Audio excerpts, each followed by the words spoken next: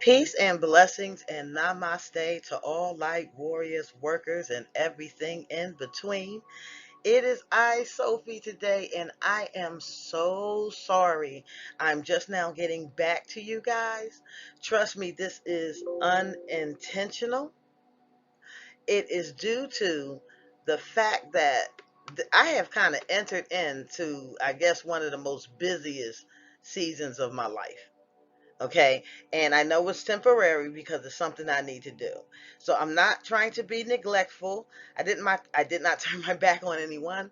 I just I guess I'm into that Scorpio season was about focus, guys. So I've just been on my grind during this time and just following the will, following the will of the divine. So I apologize, but I'm here. And we're going to jump right into it. This is called Functioning in a Multidimensional Universe. I put this one out for those who identify as being an earth angel, a star seed, a sun seed. If you just know that you're here on a mission, if you just know that you're here on assignment, this is for you because we're into a kind of chaotic period, okay, of a lot of bleeding and a lot of separating, a lot of merging and things going on.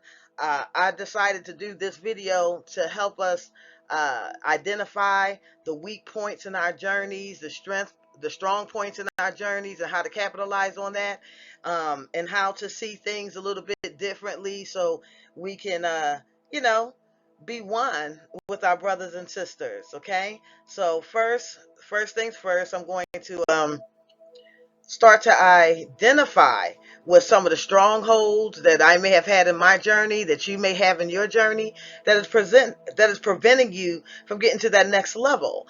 And some of those are outdated beliefs that have been passed down through generational suffering. Now this is for a lot of the minority groups at this time. We know what our ancestors and things like that have been going through, but there's also nothing new under the sun. Okay. And sometimes, holding on to past pains and hurts that's been passed down may even affect the way you're seeing your own reality. These things may not even be happening to you, but be through other people's experiences and internalizing it, you have capitalized on the anger and suffering as well. Okay, so sometimes this may limit your ability to see past your own pain. All right, the necessity in seeking outside validation due to inward insecurities. Come on, guys, we got to do a little bit better here. Um, we're not here to please people. Okay, I know that's a part of the journey and trying to, get views and be seen and things like that, but it's really not necessary for you. You don't have to seek it. It's going to come to you naturally. All you have to do is operate in your authenticity. Now, no doubt it might move a little bit slower, okay, but you do not need to seek outside validation to understand who you are and to operate in that vein, okay? Sometimes we can become too open to others to the detriment of ourselves, especially if you're a high-powered empath. At this time, you're going to have to be very, very careful about being open to just anybody. Okay, the density is getting a little bit chaotic out there. All right, and sometimes you can give so much of yourself that you have nothing left for you. Nothing stored. You know, um, you can exhaust yourself in trying to do things for people, or trying to validate yourself to people, or trying to be liked, trying to be appreciated. You know what I mean? Some of these things you're going to have to learn how to let go because it will hurt you. Once you start doing these things, um, and negating your own well-being for others' sake, you slowly but surely start to lose who you are. Okay? Now, another one we're still dealing with, comparing oneself to others. You don't need to do that. Okay? Everybody Everybody has something that is so unique about themselves that other people wish they had it. You just got to find it. You understand? But it's hard to find it when you're comparing yourself to somebody else. Okay? That's not necessary for anybody's journey. You got to know who you are. And once you know who you are, then you start exercising that, building upon that, capitalizing on it, showing the world. Okay? You're going through your journey now. You're comfortable. So you have no reason to compare yourself with somebody else. There's the saying that sometimes you can't compete where you can't compare. Right? So if you're on two different journeys, how are you going to compete? How are you going to compare yourself? Okay, just be good at what you do, right? The belief that the only truth is one's own, there's no doubt in anybody's mind that we process what we consider as truth as something that can be quantified, experienced, validated, okay? But some of these truths can be experienced, validated somewhere else that's outside of your realm of thinking. And that is the truth to them too. Okay? The reason why we have to take different tracks on this journey and different paths on this journey is because we have to be and we have to fine tune our part in the machine. And we're not all going to do this the exact same way. Okay? And we're all going to have something very unique to bring to it so that it can function as a whole. Right? So you have to have the ability to understand, and not just understand, but to know that we weren't around, guys. Let's be realistic about this all, okay? We are processing the things that we consider truth by what we ourselves are experiencing. Okay? What we are validating. What others may have validated for us. But if you weren't there, you can't say that. So all of us are still on a journey to truth. That's the way we need to do it. And no two truths may be identical. But it does not mean that they're not the truth. Okay? Then we have to make sure that we know our own strengths and weaknesses so we know exactly what we can bring to the table and what we cannot. And the areas that we are weak in, we have a choice in that matter. We can remain weak in it, and focus on something else that we're good at, or we can focus our attention on trying to strengthen that area that is weak. Either way can work depending on, the needs of the collective at the time, the needs of the whole. Okay, if it's not necessary for you to work on that area that you are weak because you're only going to be doing or functioning in that which you are strong, then you might not put too much focus on it. Okay. However, on the flip side of that, uh, identifying the areas that you are weak in would typically be the areas that you will want to pay more attention to. Okay. And kind of learn more in those areas. And it's okay to say, okay, I don't know about that. Or let me ask some questions. But all in all, know yourself so that you can be confident in what it is that you do and what you're called to do.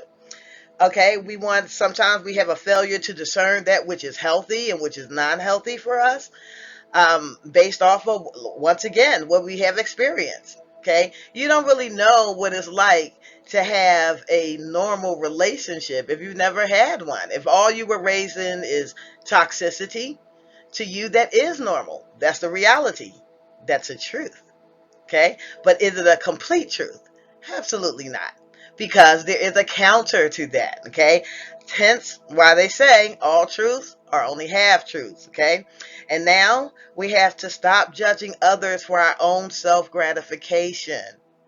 Okay, sometimes we project on other people, and we project on other people what we really, really are failing to deal with, inwardly. If you feel the need to invalidate someone, to validate your point, or to put somebody's system down, beliefs down, their ideology, theology down, even their own state of mind, maybe financially, whatever it is. If you're a person that feels like that's a way to make you feel better about yourself, you really have some healing to do. Okay? Because we should be here cheering one another on. We should be here learning from one another. We should be here asking questions and accepting, what people who are sincere and genuine may be experiencing outside of what it is that you believe, right? So we have to be able to identify these things that keep us from growing. And a lot of times, it's not things that are outside of ourselves or that can't be fixed. Now, here's the truth of half truth. Like, okay, we talk about the timeline conundrum, okay, because people, they process that term timeline completely different. Some people think you go through a portal and, and then you're just somewhere else and living something else, or, but it can be so simple, what we're considering the KISS method, right? Keep it simple, stupid. The reason why I bring these things out is to help you see the things that are hidden in plain sight. Okay. And because Hollywood does such a wonderful and marvelous job, and I do pay attention to Hollywood often, see what they're up to, um, and sensationalizing things and making it larger than life for entertainment purposes, a lot of times you miss the subtle nuances of these things and experiences that are actually happening right in front of your face. So, I want you to look at these two pictures, right? You have a dad there laying on the grass with his daughter, and then the other one, you have a riot in the streets. Now, to the dad enjoying his peaceful surrounding, that's his reality. That's what he is living. Okay? He has the joy of family life, outdoors. They look peaceful, probably cloud watching. And then on another timeline, you have businesses burning, people fighting in the streets, no doubt police brutality, you know, civilian brutality, everybody just, helter skelter. Okay. And that's not saying that that's exactly what happened, but if you look at these pictures, you can see that one would consider himself and his life good, his experience on this earth good. He's experiencing heaven on earth. While the others who may have to live in fear every day, okay, who may have to witness suffering every day, robberies, crime. What do you think they're experiencing? What does their reality look like? And do you have the ability to tell the person that's living that reality that it's not happening because you're not experiencing it? And vice versa? How much of your surroundings is processed through your experience? Well, it's 100%. Okay? So I'm saying all of that to say this. Sometimes we gravitate to things. Sometimes we push things. Sometimes we can observe life through distorted lenses. If you are in and living in a state of peace, be careful not to take on somebody else's chaos just because you want to identify with them. If this is not your journey, if that is not your experience, it is not your job to make it, just to try to relate.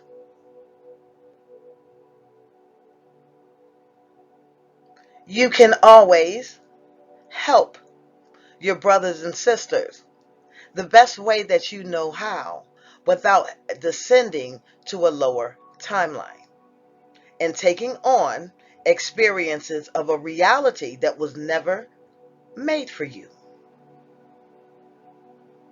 Instead, teach your brothers and sisters how to find the higher timelines, the better life.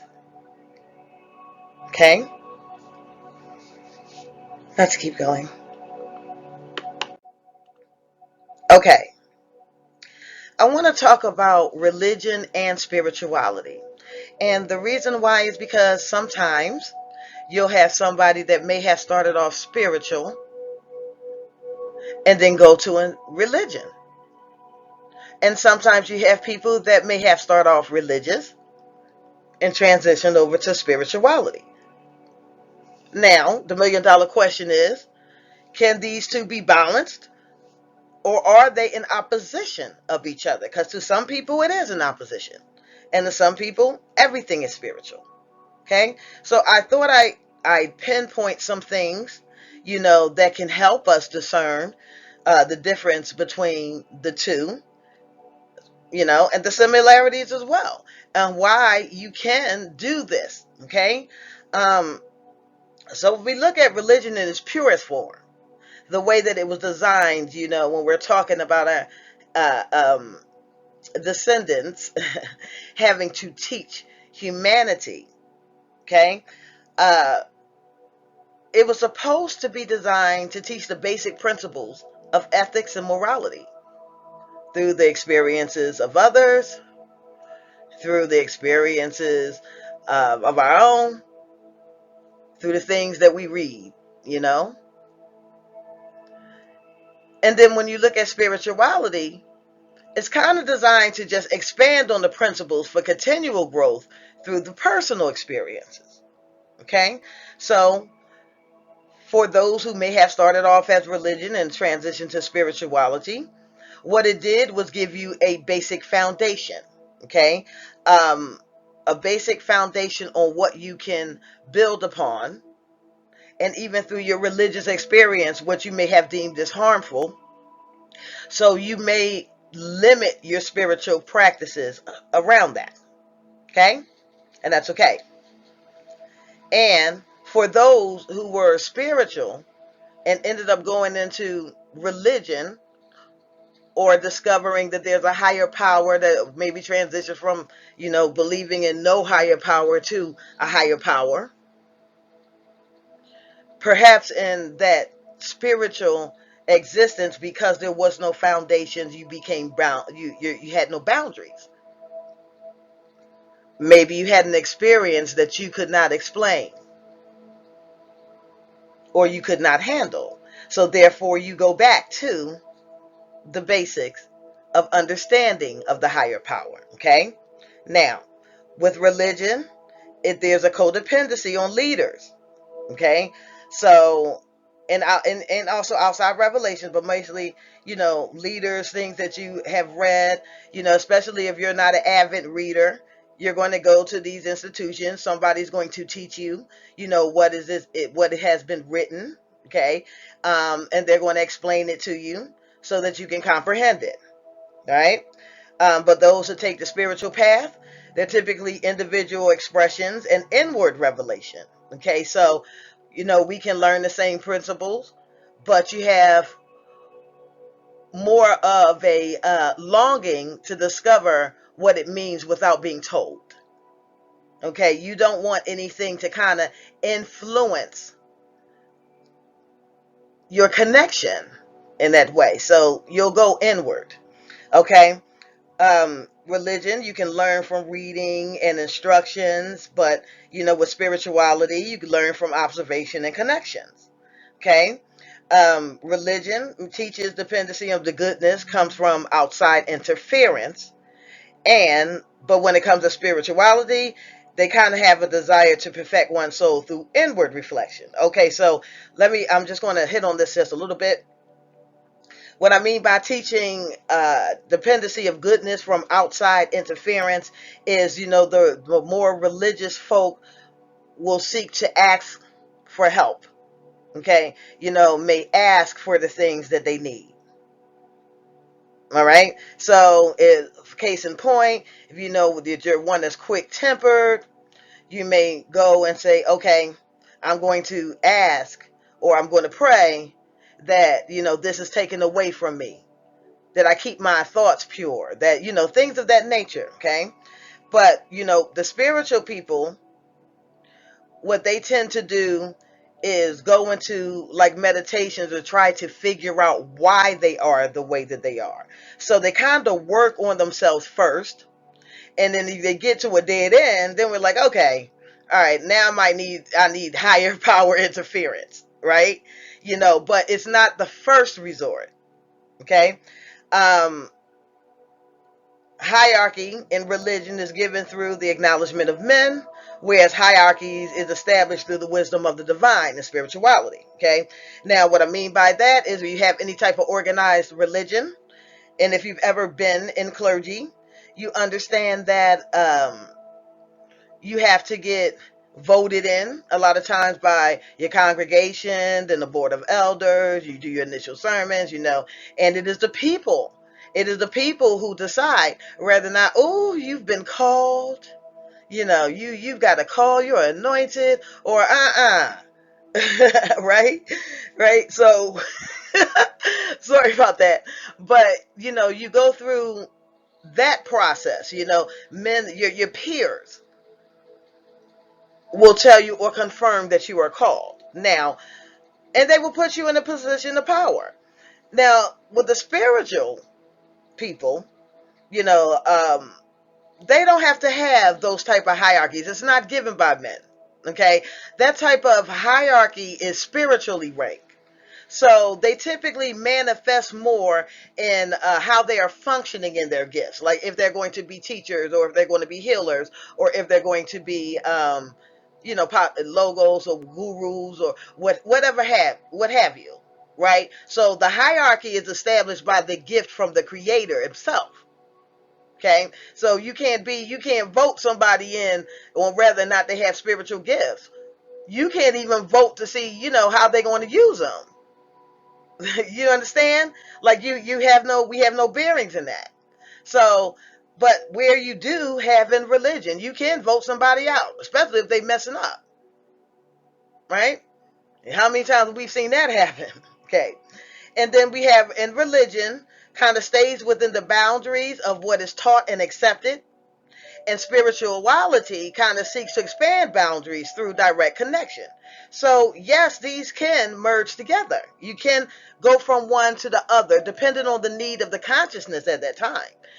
So if you're starting off on the spiritual journey and you're all expansive, you don't know where your boundaries are until you get in trouble.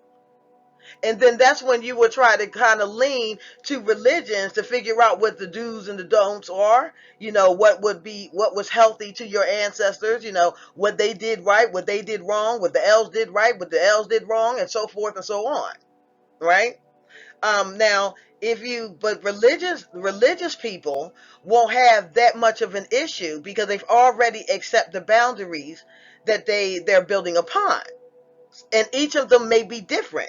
Some may be a little bit more strict, and some may be a little bit more broad, but they all have boundaries. Okay, and that's the boundaries that will keep them protected, keep them from venturing something that may not necessarily be for them,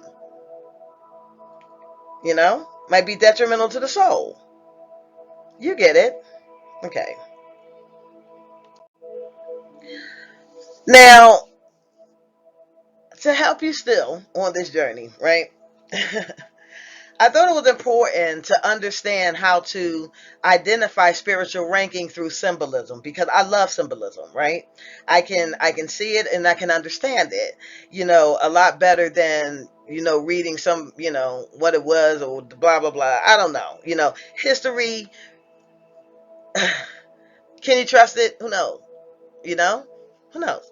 But you have energetic archetype mapping, right?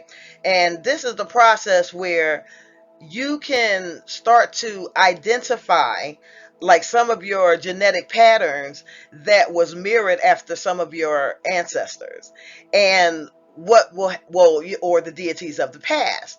And when you start to see how artists display what they are, you see the functioning behind it, what it was meant to relay through an energetic signature.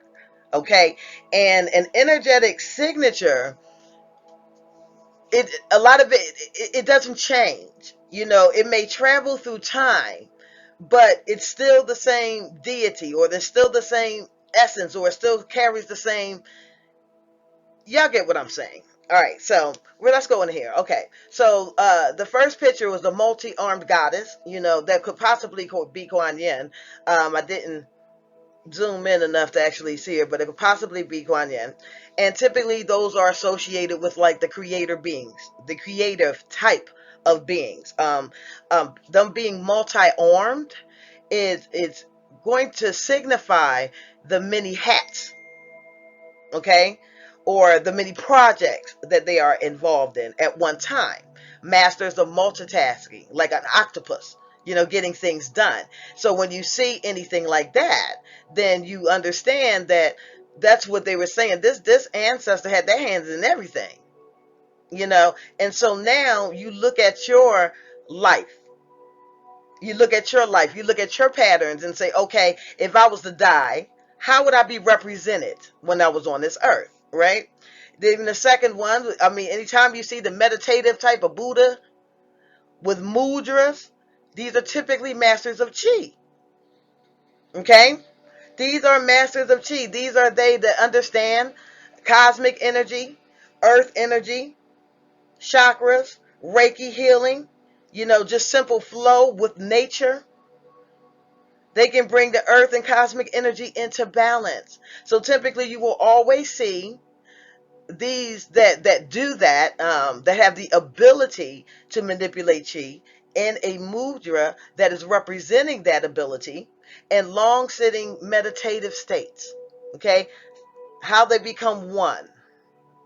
Just keep that in mind, right? Then you have, certain little statues, like this statue right here is the Big Brother Tahuti. Big Brother Tahuti. And I see that he has, a sun disk, but he also have the laws. Now, some people say that those are supposed to be feathers. Okay, I beg to differ, but those are typically signs of the lawgivers who are logos. So these are the scribes. These are the ones who are masters of language, because they become the word manifested in the flesh. And anybody that becomes the word manifested in the flesh is referred to as a logos, and they're typically an alchemist. All right? Mental alchemist. Now, let's break that down.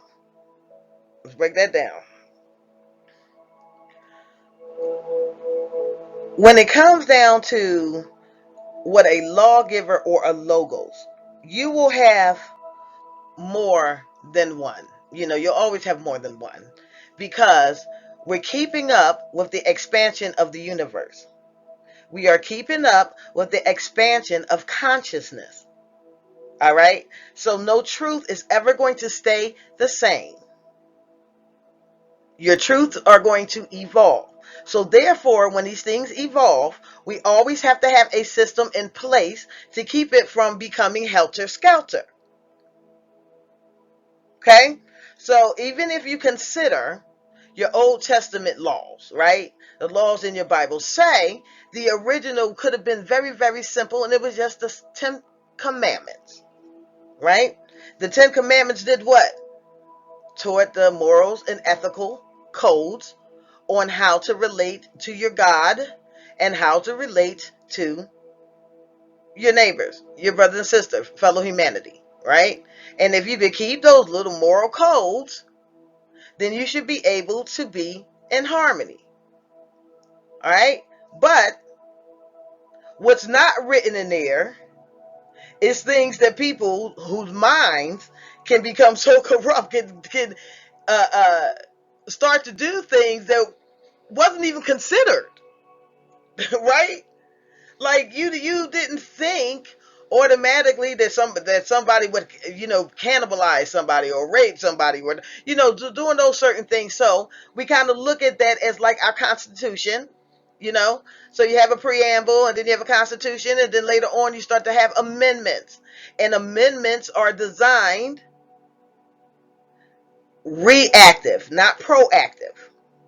Okay, so the first laws that are always given to us is proactive, And then you will have laws that is added upon it reactively to address a situation that wouldn't otherwise become addressed. So then you have amendments to it.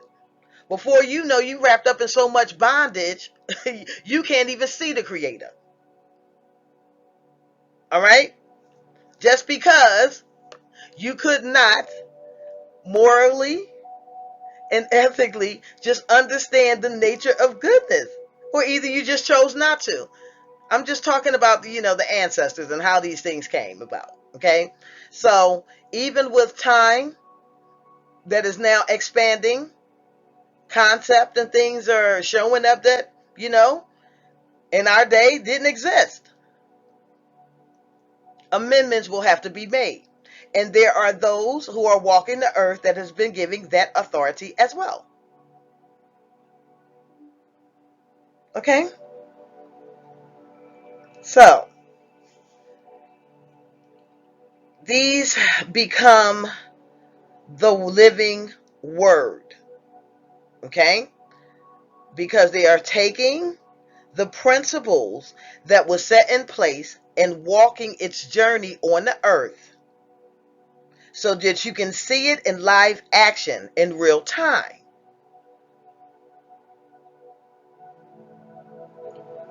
They will also do this and start to report back to the divine the things that may need adjusting or addressing that has not been done so in the past. They will be inspired to do so. Okay? Then you have another class here, the judges. The judges are here too. Now, anytime that you've seen anything in ancient with the trident, the ancient symbol that was being held by Shiva, but you'll also see with Poseidon and Neptune as well. But it would represent creation, observation and judgment, and then destruction. You will always see Shiva represented in the three, and the trident represented in the three, and typically are associated with destructive type of beings. Understand, even if they are destructive type of beings, they are functioning in their roles assigned to them. Surely, if you believe in an all beautiful, creator that is controlling everything, then things would have been nipped in the bud if it was not allowed for a specific reason. And we learn to call things into balance once we observe it. We stay in our lane when we do our prayer and our meditation and perfect and continue on our journeys. Okay? Reach out and help who we can.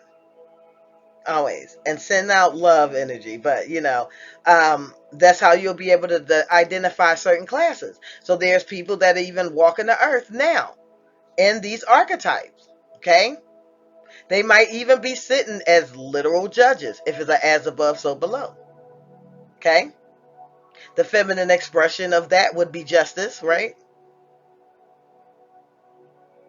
So she would walk around and have the ability to recognize an injustice and weigh it against the law of Ma'at, right? Okay. So you know how to identify the different types of archetypal beings considered ascended masters or, fallen angels, or whatever you want to call them. Elohim, ancestors.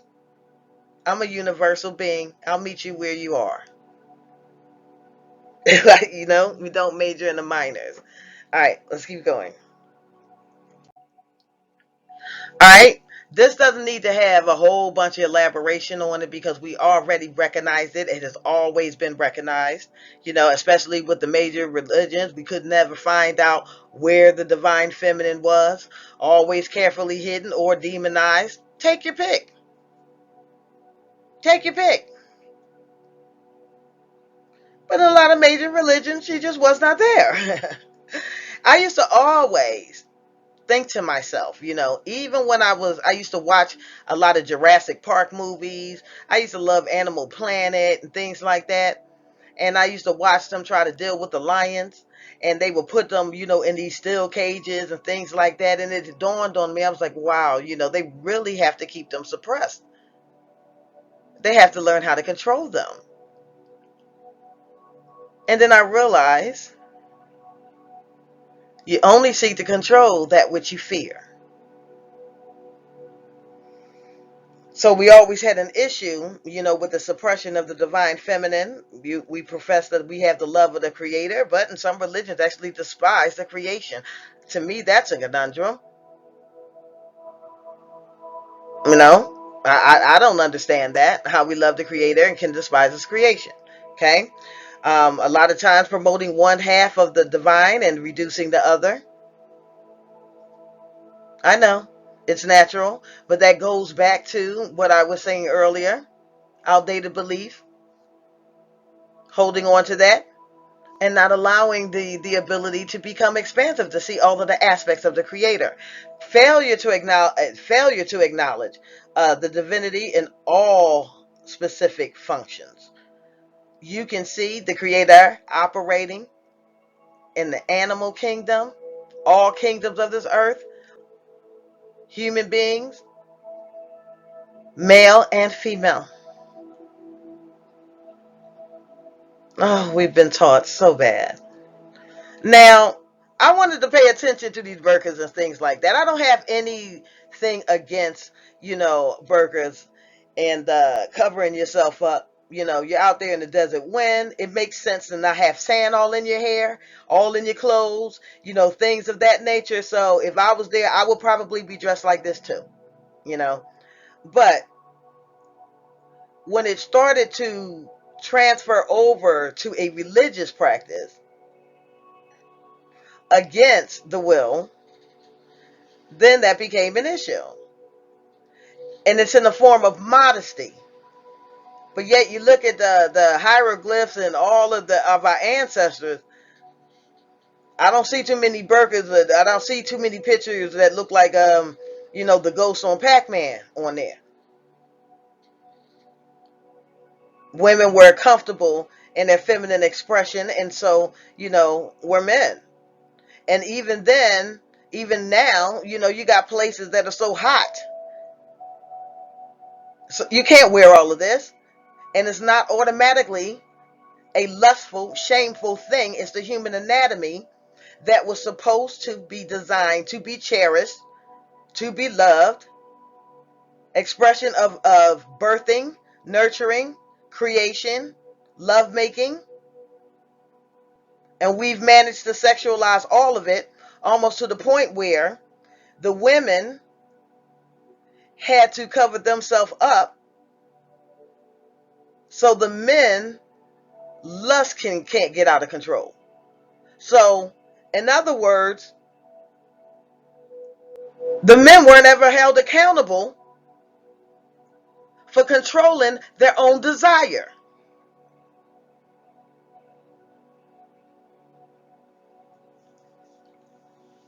How does the balance entity allow imbalance due to gender when they're all expressions of it? I don't know. And does anyone deserve to not have their skin kiss the sun and the sun kiss their skin? Vitamin D in your hair, you know?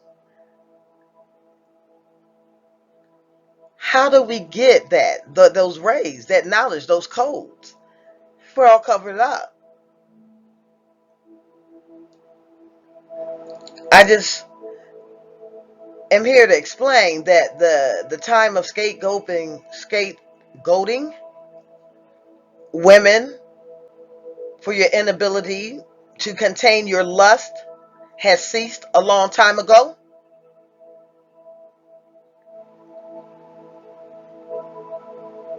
Everybody has to go through an ascension process. Everybody has to face their own demons. Everybody has got to grow up now. But anyway, to keep it moving, the hidden misogyny is also the belief of the spiritual, but rejecting its vessel. I find it interesting and hypocritical that many of us can believe in all of the beautiful feats that our ancestors was able to accomplish. And they can believe that they were inspired by the angels and by the God himself to write these things and teach these things. And that's easy for you to accept, but can't accept it in your brothers and sisters, mainly your sisters. In other words, divine feminine ladies, women, sometimes it's not what you are saying that is like so beyond belief. It's accepted. Sometimes it's not what you're trying to teach that is like way out there. Sometimes, that's accepted too and even experienced. It's not what you're teaching, it's the vessel that is coming from. Sometimes it makes it hard for your brothers to hear you.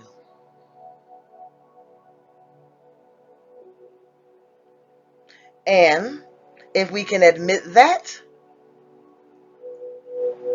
we can have more balance and harmony in our unions. Okay. You're going to go through at least four phases of evolution, confirming your ascension processes while you're on this earth. The first one of the phases is when you start to realize the as above and so below principle is operating in real time in your life. That the things that you are actually co-creating, thinking about, putting action to, you're going to see it manifest on the earth and you'll be able to identify it. You're going to see, you'll be able to identify even your spiritual ranking by your ranking on the earth as well. You'll be able to see, the fruit of your labor manifest in both places. Well, both areas of existence. And you'll start to evolve from complacency to actually going into that field of manifesting. And sometimes it's not even intentional. You are now connected with the mother and the father. Congratulations. So you're co-creating. Okay? You've merged with your higher self.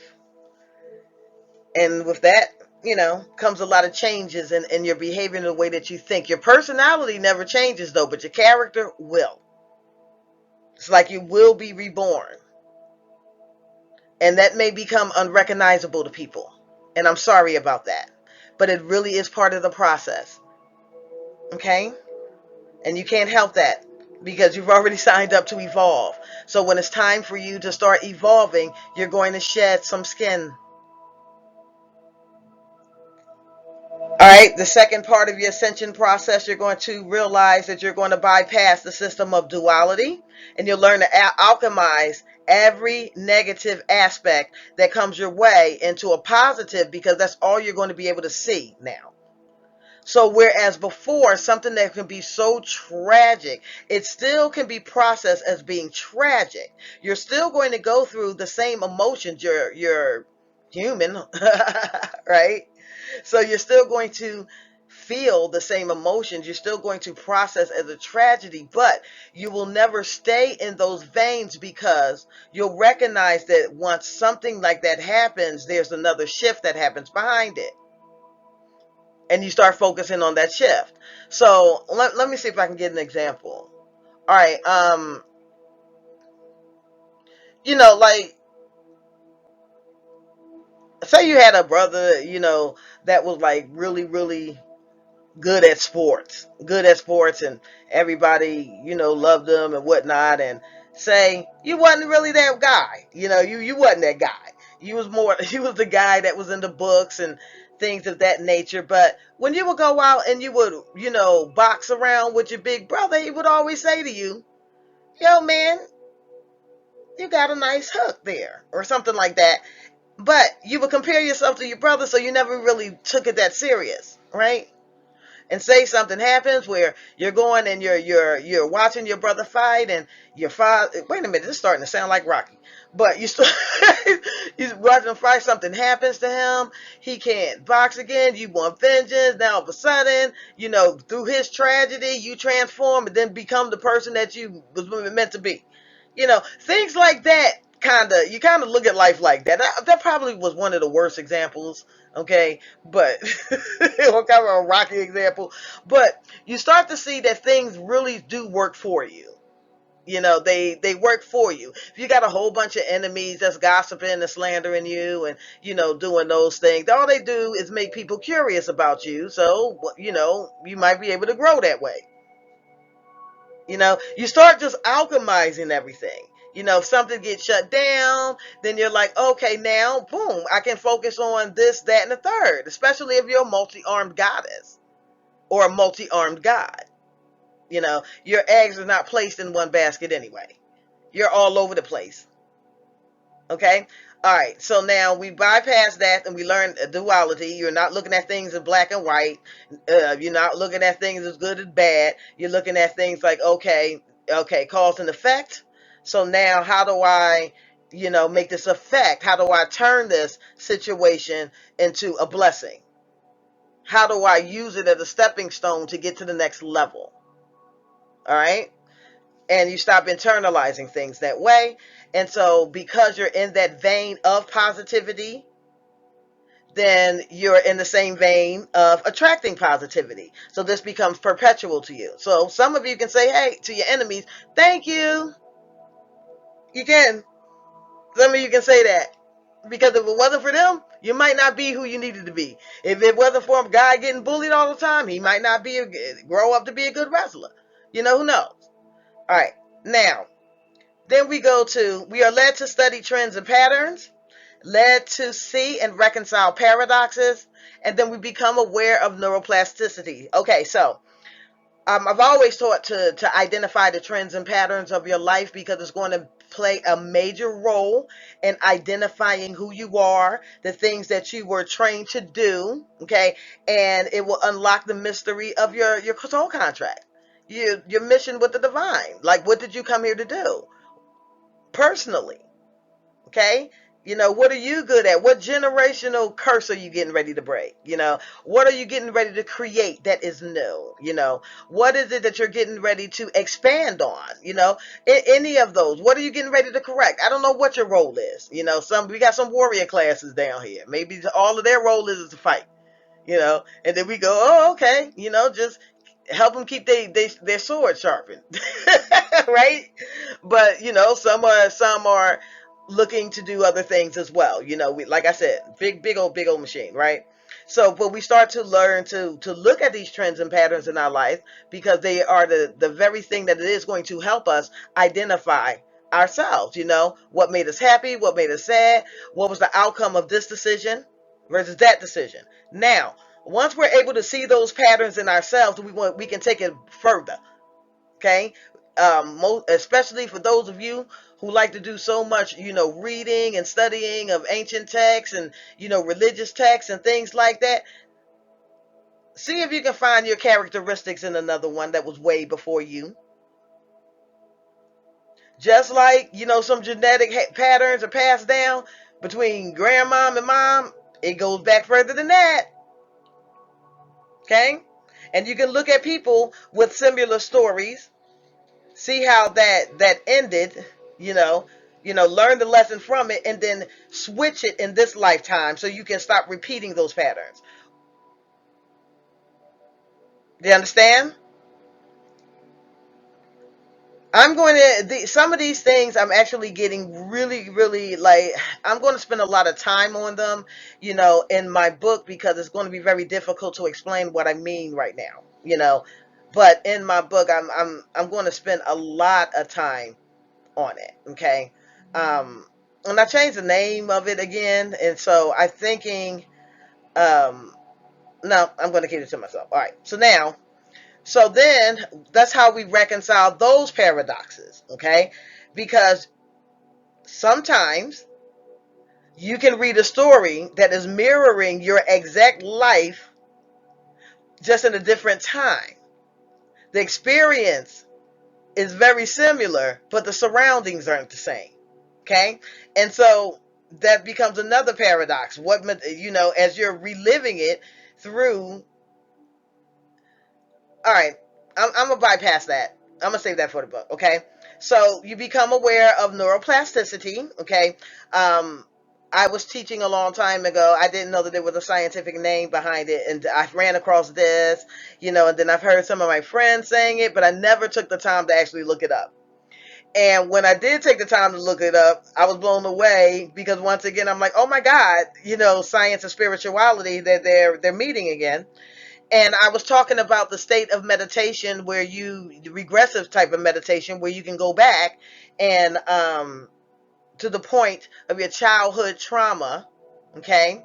You go back to that point and address it, and start speaking the life language into that child, or try to heal that child so that it creates another neuron pathway to alter the way that you can think today. So when I found that there's a term for that, and it's called neuroplasticity, I had to bring it all together in my book. I had to. So yeah, that's a part of that. But you become aware of that, and that you have the ability to do it because you understand how time works now outside of this realm. Okay? You start to understand the spiral effect of time and how you're revisiting certain things. Now, then once you go through the enlightenment process, this is where the things that were considered abnormal now becomes the normal. Okay? And you become aware of universal consciousness. So it goes beyond the goals that you may have personally, because now you're looking at how all of the pieces of the puzzle comes together, not just for a certain, neighborhood or family or people, but not just even nations and countries, so to speak. We're talking about universal. So a lot of your laws become now more focused in that because you've already mastered the moral and ethical laws on this journey. What else do you need to learn? Okay. So then you become aware of self and purpose. Okay. This is when you start to identify the paradoxes and the trends in your own life. You have the ability to reconcile it. And now this spells out who you came here to be. What's the highest versions of yourself, you know, and then you start to become very confident in walking in that despite of. Okay. Then you start to have the ability to discern energy and energetic mapping. Okay. Now, what I mean by energy and energetic mapping is sometimes once you have, learned, say you're starting to operate outside of this realm of consciousness, like, through astral travel. And I know some people like myself go to school, or will go to school at night, learn some things, come back. All of this takes place in the mind, but you'll be able to identify the same energetic pattern throughout time. Whether it has a different name or the same name, you identify the way it moves because you know it. So even while you're operating here on this 3D earth, you can start to identify when the same energy keeps popping up and appearing in different people and in different scenarios because it's carrying the same energetic signature. They're either speaking the same, functioning the same, had the same frame of thought, but always, targeting an area that they are displeased with you on. Okay? And so you stop actually seeing the people, because now what has just been made manifest to you is we aren't just wrestling with flesh. Do you understand? We're not. And so you stop getting mad at people because you don't see them as just being, negative or evil or mad, but you do see that they can become easily compromised. And when you understand that they can become easily compromised, you do your due diligence to start praying for them a little bit harder, or going through the process of trying to teach them how to remain in a high enough vibration that they can't be influenced by negative entities that are targeting you. And this will happen with your friends around you. It might happen to, within your family. All of a sudden, you're just a target. And it's the same energy that you may have walked away from. You might be on a dating scene and only attracting the same type of woman or the same type of man. You see what I mean? Energetic mapping. You'll be able to identify the energy when it jumps, and what's behind the eyes. Okay? Certain things like telepathy, astral travel, and remote viewing become more common than what it used to. And the problem with that is, during various phases of experimentation, or this just coming on without your knowledge of it, one day just seeing something and don't know what the heck you're seeing, or being in a location and don't know, like you're looking through somebody else's eyes. I have friends that do this, that have the ability to do this, and to them, it's just second nature. It's a matter of zoning out, taking a few breaths, and do it. Sometimes you dismiss the things that are very, obvious. You might dismiss it. It might not seem obvious or possible to you, so you block your own way in receiving these things. Nobody's going to force anybody to operate in a spiritual gift. Who would want to, especially if it scares you, right? But there are people, and there are those who have this, who've been born with it.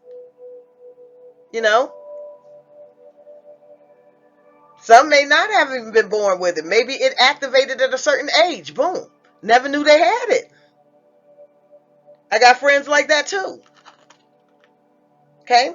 But these things become, a lot more common. Like, you're not freaking out about it anymore. And now you're just trying to find people that's doing it too, so you can bounce ideas off of them and try to figure out as a collective what the heck is going on. Right?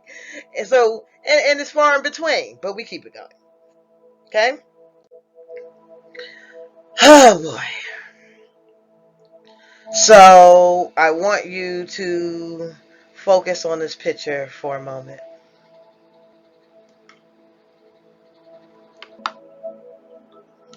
Are you looking? I don't know about y'all guys, but both of these spoke to me on two different levels.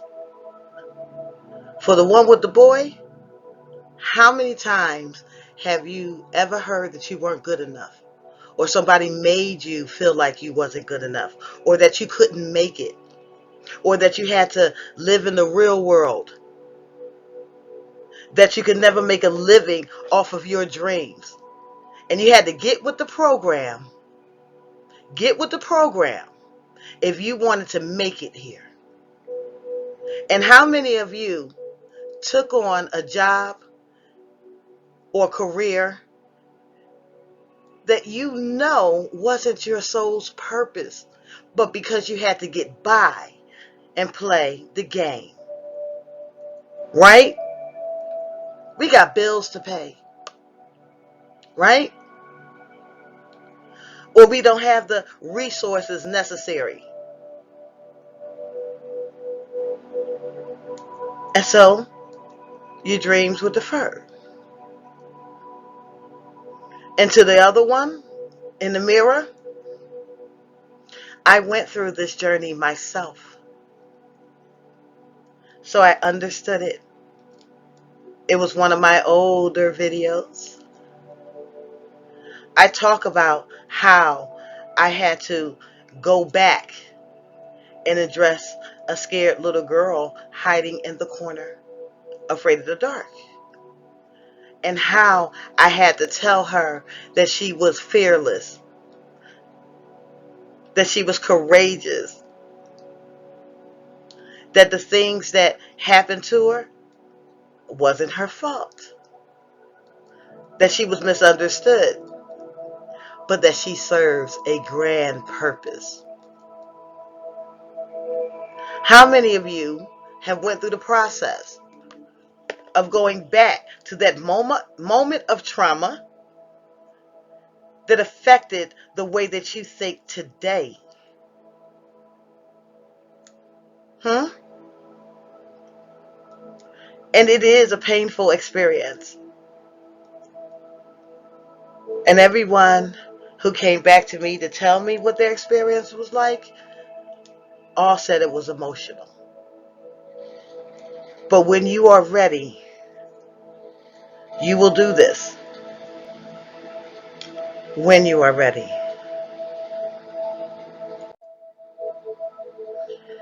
Now, for my book, to merge the scientific blah blah for the scientific people, for the masculine principle, I went to like Oxford University, and I got this picture. And then I went to, the Ministry of Children in Ontario, California, where they had did a study on neuroplasticity. And they stated that negative life experiences in childhood can be a significant source of stress, and children and youth are especially sensitive to stress because their bodies are still developing. So, pardon, stress interferes with how various systems in our body develop and connect to each other. And this interference can affect anything from our brain connections, see, focus on that, to our behavior and our DNA. So, in other words, trauma can rewire various systems in the body. That would include your thoughts, sir, ma'am, how you process your surroundings, how it affects these areas of the brain. So my question to you is, if it can rewire it in the negative, surely it can rewire in the positive. And that's what I'm going to really expound on in my book. I did rename it. I renamed it From Beasts to Gods, The Alchemical Process of Soul Evolution. It's going to be heavy, okay? If you're ready. If you're ready. Okay, let's go. Now, we want to deal with leaving karmic cycles of stagnation and reconciling paradoxes, okay? I got into a little of what those paradoxes are, but what patterns and habits from the past are you able to identify with today? So I want to um, give you some examples of paradoxes, right? Things that, or patterns and trends, some of the ones that we found in our religious texts and other places, right? So remember, some of our brothers are standing on the word of he that leadeth into captivity must go into captivity. And we know who these brothers are. And our brothers is now, kind of was promoting, the enslavement of the races that have enslaved us. All right. Now, when we're dealing with karmic cycles, and you understand that this is a universal principle, then you understand that you have to get to a point where you stop, or it will just keep repeating again and again and again. So if you consider that, you have been preaching that, I don't know, you're chosen people, or, you ruled the earth at one point, who did you enslave? So if you led into captivity and then went into captivity, which all races have been at one time or another, you got to get to a point where you stop. If you repeat it, then it's a matter of time before the pendulum swings again. There are different ways that you can start to reconcile what these karmic cycles will keep happening. Nobody grows. It just gets worse and worse and worse. It'll be a season of this and then a season of that and then a season of this and then a season of that. The same thing where you have to recognize the patterns of the Democrat and Republican parties. A season of this and then a season of that and then a season of this and then a season of that. You'll never get to a balance. Okay? That's a karmic cycle as well. Okay? Even in your text, you had Azazel and Jesus. Right? Both were responsible for carrying the sins of the people. If you know the stories, one in the Old Testament, another one in the New Testament. This is a cycle. See it for what it is. So, in order to break this pattern, one has to start to be responsible for their own soul. Your growth. You will have all the help that you need. You have had all the help that you need. But you must do the work. Okay? Dominating genders for imbalance. Matriarchal society. Oh, it's a patriarchal society. Then it's a matriarchal society. Another karmic loop. How do you advance? Repeating the same things over and over again. Look at history. Feminine self-sacrifice. You got ancient texts talking about this too. Remember, we read things for its principles, not the stories. And sometimes, even if you don't like the author, it is still truth. Truth doesn't care if you like it or not. Right? It just doesn't. We have to learn how to deal with it. So, those and a few other talks about the feminine self-sacrifice, right? So we know we go all the way up to 0.9. So, the 0 point of creation before emanation was formed. Masculine and feminine all in existence of itself. Creative all will have both principles. But if you understand how things trickle down from one dimension to the next, making the immaterial material, then physical manifestations must come to represent each law and principle that we have. All right? So these will be separate expressions. And in these separate expressions, you have various stories of the feminine, divine feminine, self-sacrificing for the sake of her counterpart. And then we have some of you out here that is doing the exact same thing, causing another karmic loop. In this season, we are not supposed to sacrifice because in this season, everybody has to be responsible for themselves, for their actions. We all have to take accountability for our soul's growth. We've had plenty of time to get this correct. Plenty of time. So, at this point, it is either a matter of willful ignorance or willful choice. Either way, it's free will. Do what you want, But you will notice that through centuries, women have had to sacrifice mentally, physically, emotionally. And every story is the same, trying to raise the masculines back up to a higher piece of thought. But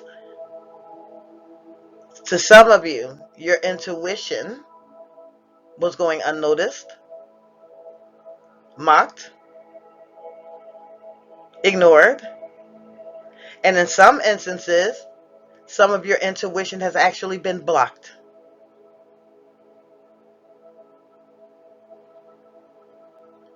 You must rediscover your intuition, your direct connection, and you must learn how to hear. It is true that when laws are needed to be made, it was typically given to the masculine.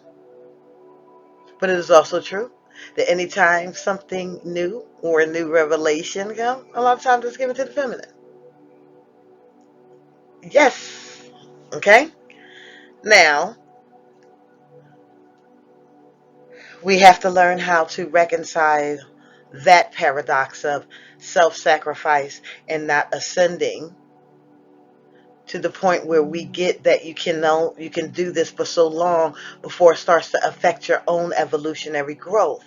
It's time to let go and stop sacrificing. Okay? Reinventing religions with the same energetic patterns.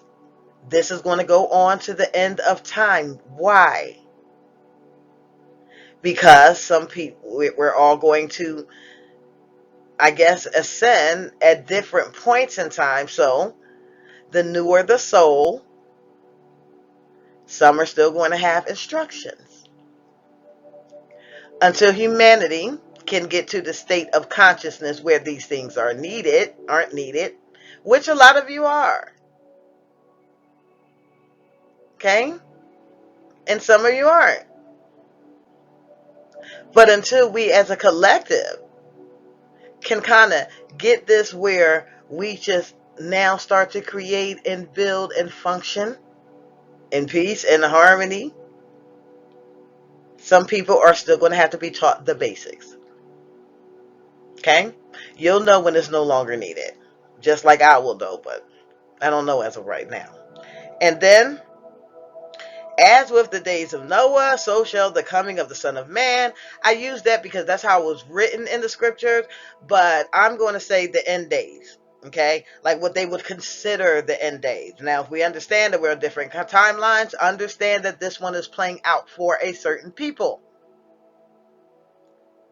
Can't say it's not happening because you don't see it. It's happening. Okay?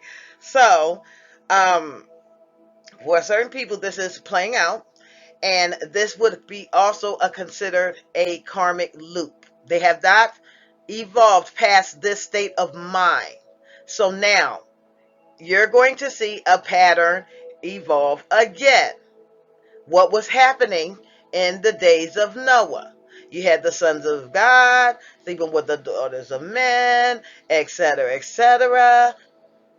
That's a paradox. Is that still happening?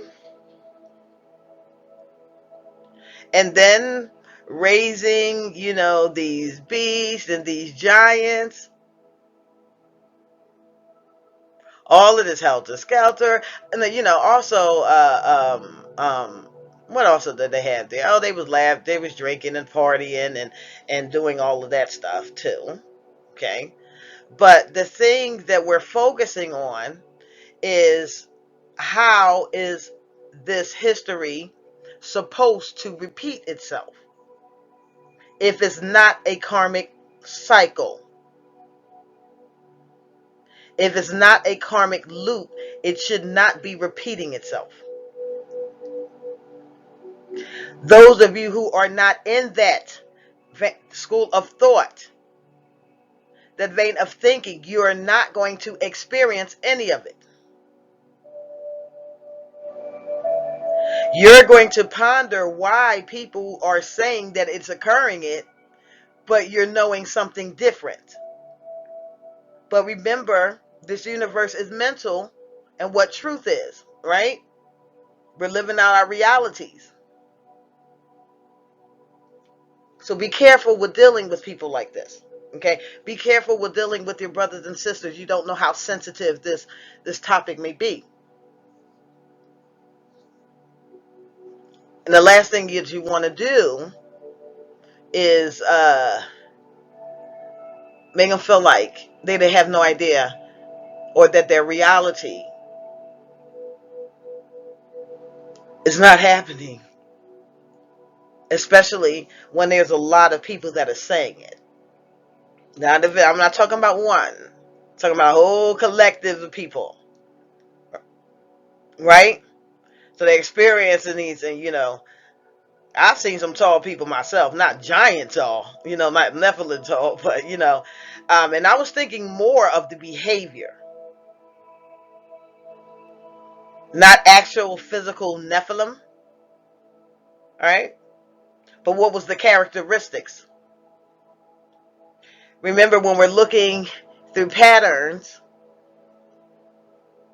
when we're reconciling paradoxes, we're looking at the similitude. What is similar between them? They don't have to be exact.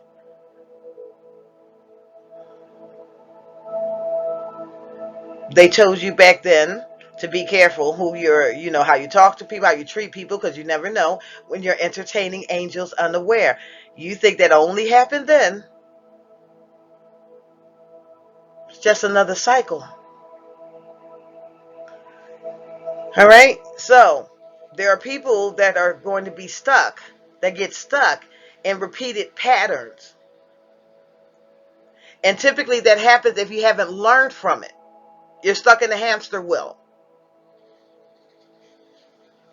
There are people that think that the only way to evolve or to be righteous as a people is to go and live back in time.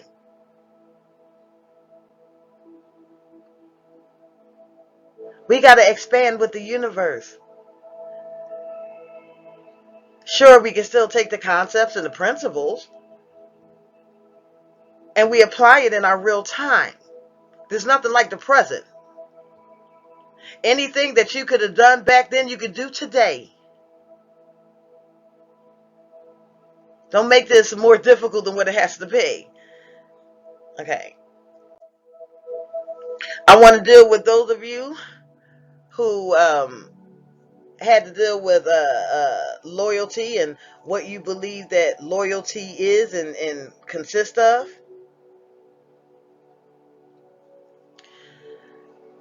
This is a Sophism. And it says you can only enact true loyalty if the loyalty enacted is true. Okay? So this means to you guys that all loyalty ain't good loyalty. These are some of the things I had to learn on my journey too. Okay? So, I'm teaching you as I go. And you may think that all loyalty is a good thing, but it is truly the intention and the motivation behind it. Some people are loyal out of fear of rejection. So these are those that will go along with the fray, go along with the majority, regardless on whether they agree or not. And they will be loyal to that cause against their own souls. Okay? You got some people that will be loyal to you out of fear of judgment.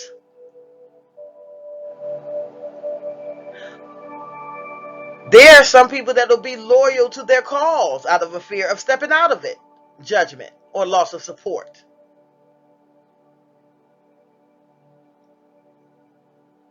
You have loyalty based off of selfish motivations. These are opportunists. They will go wherever you go, do whatever you need because they are looking for the opportunity to replace you.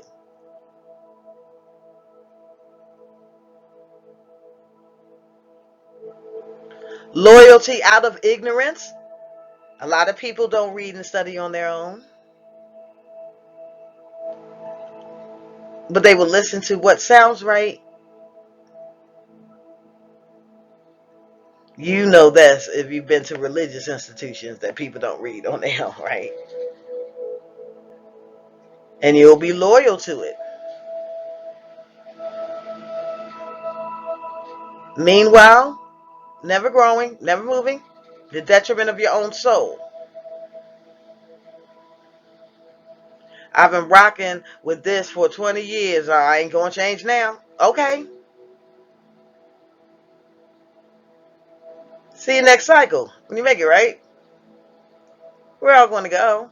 Just at different times. It's a different times. Not a big deal. Right? So, stop looking at the loyalty factor and start looking at the motivation and intentions behind it, especially those of you who have businesses, organizations, fame, accolades. If you're starting something, if you're an emperor, if you're an empress, if you're building, start paying attention to what is being, brought to the table versus what is being taken, and make adjustments accordingly. Okay? Also, if you are in the public eye, be aware of this too. Okay? You got opposing forces that look similar. Focus versus fixation. Okay?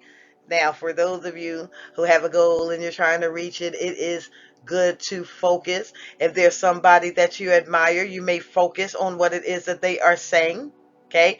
You may learn from a lot of people. Okay? You may develop your own system on how to do things. Hey, if it ain't hurting nobody, what am I saying? But positive, you need to know positive energies focus on goals and plant attention in areas of interest that can improve the self, while negative energies fixate, which cause obsessive behavior to the point that the self becomes neglected. Okay? Never become fixated. Do you see his eyes?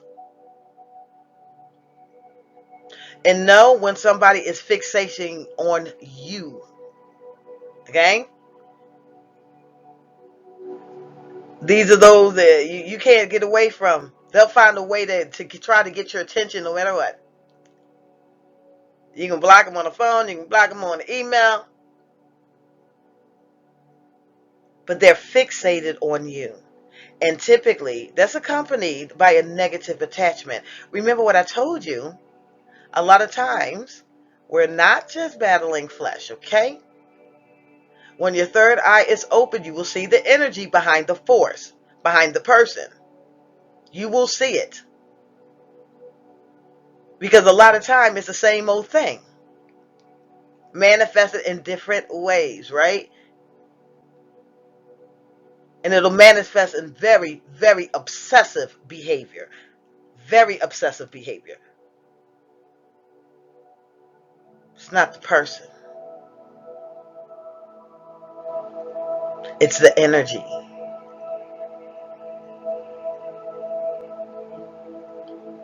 How do you combat it? Don't feed it. I was kind of, blocking folks and things like that. But then I was like, you know what? Just let them expose themselves. Just leave it there. Who cares? So that's what I decided to do it. But, notice when somebody is like maybe focusing their attention on you versus fixating on you. Okay? Fixation is dangerous. Okay? And handle accordingly. Pick and choose your battles wisely. Okay? In your partnerships, your relationships. Okay? You want to move from arguing to reasoning. Okay? You get to a point where you're just like, you're already in a high vibration. You don't want to come down off of that. So now you just want to know what the fuss is so we can resolve that. Right? So we want to reason with each other, okay? You want to focus more on the collective and less on individuals, okay? So when you get to that place of one of the highest vibrations, or that universal consciousness, okay? When you get to the point where you're with that universal consciousness, you start looking more broad, Okay, and you start seeing how the system is playing itself out. All right, and so your decision making starts to reflect that for the good of all. You become less concerned for the judgment of others. Once you hit that universal consciousness, you know that your importance, your mission, that's what becomes important to you. It's I put this down there. Imagine being more concerned with the opinions of C students as opposed to receiving an A from the teacher. Do you understand? You stop being concerned from the judgment of others because they're the class with you. They can't judge you. Once you are at that point where you are connected with your creator, when you are connected with the universe and with the divine, and even that was sent to help you and assist you, then the opinions of other people stop being such a major concern anymore. You start to get to the point where you just let people be what they, let people think what they think. And continue to walk in your authentic truth. You cannot change somebody's perspective of you. You cannot change somebody's perception of you. You cannot change, somebody's mind if it's already made up. You see what I'm saying? So you stop doing that, and then you become, less willing to self-sabotage, you know?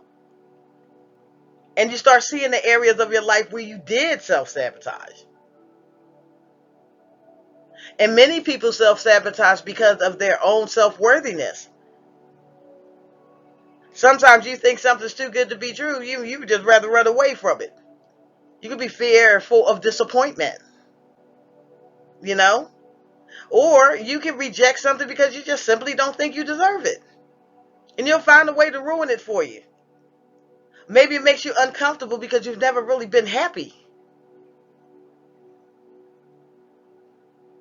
Do you see what I mean? But these are things that you start to overcome in time. And you keep focused on your upward mobility by aligning yourself with your assignment. And you start to conduct comprehension analysis yearly. Like, where has my comprehension increased? Where have my understanding increased? Okay? And you start to, go back and visit certain things that you may have read before and then reread it and just say, oh, okay, I can see where I'm evolving. Okay? And don't fight for what's already yours. And we self-sabotage this, as well. You have certain promises. You got inheritance coming. You got this coming. You got that coming. You worked hard for it. But then you need to control in the way that it comes to you. So sometimes you start fighting up a uphill battle because that's not the avenue that your blessing is coming from. If you know that it's already yours, then just ride the wave until it manifests. And stop trying to pinpoint where it's coming from and controlling that situation. And then if it looks different, you want to fight against it. We can't do that. Okay? All right. Now, and you got to learn how to stand up for what's right and not what's popular. Make sure you're doing this. This is a test of your integrity. Okay? We had enough of that. We don't want to operate in hypocrisy, right? So we stand up for what's right, not for what's popular. All right. Now, when we're dealing with leadership and collaborations, understand that as a leader, you have to make the hard decisions. That's not going anywhere. You need to be able to identify the roles of others and make proper adjustments. Some people, especially if you are in business or if you're in an organization or if you even developing a think tank, a board, anything like that. Okay. Remember, I'm multidimensional. So the things that I talk about in the spiritual is the things that I also incorporate in the physical. All right. So I'm with teams a lot. All right. So now you identify the roles of others, and then you start to adjust accordingly, because sometimes you can have people placed in the wrong seat. Sometimes people want a seat because of the title that it comes with, or the power that it comes with, or the positioning that it comes with, but not qualified. And what we typically do is we want to promote the people that we like. And we want to promote the people that we are loyal to, right? Or that we have known longer. And things of that nature. This is human nature, right? But you will notice that the machine don't quite function as well until you make the hard decisions and rearrange the way that you need to rearrange, okay? You make comparison analysis of words versus actions. This is what I like to say. Know them by their fruit, please. Okay? And what they're touching is growing others. You know, are you a grower? Do what you touch and shape and mold turn to gold? Does it grow? Does it expand? How do people know you? How do people describe you? You know, what good can somebody say? Oh my God, that person made my day. You know, or anything like that, right? You have to make sure that those match, because we are seeing hypocrites get locked up all the time. Well, it's time to. We got to clean from the inside out. So, you know, you have to make sure that the words match the actions. And we know this when people lie on their resume. You know what I mean? I've hired a few folks, brought them in, and they ain't know nothing. I'm like, wait a minute, I thought you had 13 years of this. Oh, I've been out of work for a while. Things change. Now, this software ain't changed. It's the same. It's got the same principles behind it. You lied, right? We don't want to be caught like that. We don't want to be caught like that. So, you know, make sure that when you are making decisions on onboarding in one way or another, bringing collaboration with your team, take care of your flock. Take care of your flock. If you are in a leadership position and people are depending on you, take care of them. You have a duty to protect them. That's your duty. You have a duty to protect them, even if one of them gets hurt. Okay? Now, last one, do the self-examination. Okay? Self-examination. Give yourself credit, please. You're a lot further than what you were. Right?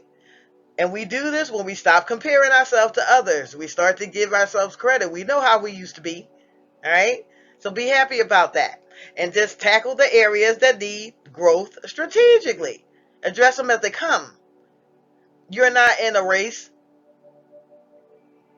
The only person that you're racing is yourself, right? Unless you think you're racing against time. But trust me, if you purify the intention, the physical work does not become as strenuous. Also, make sure that you're asking for clarity and not making assumptions. Okay? We don't want to do that. Is there something that you don't understand? Please just ask and let it be clarified. All right? Then make your decision. Go to the source. Stop surrounding yourself with a whole bunch of gossip and mess. It's not healthy for you. It's not healthy for them. It ain't healthy for nobody. And in the long run, in the long scope of things, it ain't paying nobody's bills and nobody cares.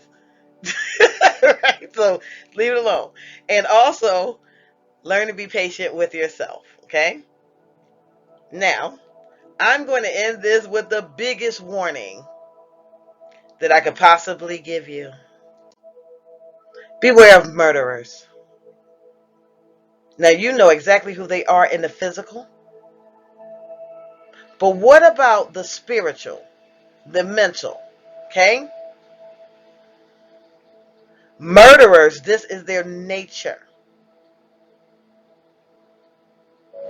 These are they that will willfully sabotage others through lies, deception, gossip, and slanders. They're trying to kill somebody else's dreams, convincing someone that their goals are unrealistic, impossible, or not for them. These are murderers that try to stop you by killing your dreams. Typically happen as young children, purposefully trying to block others from accomplishing goals, trying to minimize or reduce your self-worth based off of their own perception or perspective of you. Learn how to be somebody's mirror. Learn how to just be in your authenticity. Don't put on those shows, right? And just see how people relate to you. Sometimes you don't have to say anything. You don't have to do anything. Just be there. And then ask people, what was your perspective of me? Sometimes you have to be the mirror. Okay? Using others as stepping stones for their own personal gains. I call all of this murderers. It happens with the thought first. The projection of the negative energy that goes out to you is spiritually attacking you. These people could be around you and still don't want you to get ahead. They kill dreams. They kill visions. They kill purpose. They kill actions. In this season, where you are keeping your eyes single and you are building and doing what needs to be done, you do not have time anymore. A lot of you have been becoming a little bit more assertive. That's because you spent so many eons or periods of grace. Right? But it's a season thing now. Now you got to get back focused.